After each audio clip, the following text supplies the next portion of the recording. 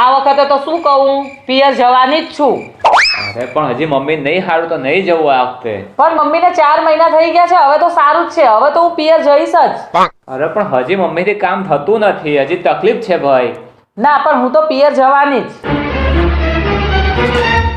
હું અલ્યા 2 જણા બાત કરો છો. અરે જોન મમ્મી આ પિયર જવાનું કહે છે. હા તો જવા દે ને, જાજો બેટા. Thank you mummy. A few moments later. હા દીકરા, તારી ભાભી છે ને થોડા દિવસ માટે પિયર જાય છે, તો તું અહીંયા આવી જા. મારા દાગીના અને અમુક હારી હાડીઓ પડી છે ને, હું તને આપી દઉં. એટલે મને પિયર મોકલીને પોતાની દીકરીને બોલાવીને દાગીના અને સારી સારી સાડીઓ દેવી છે.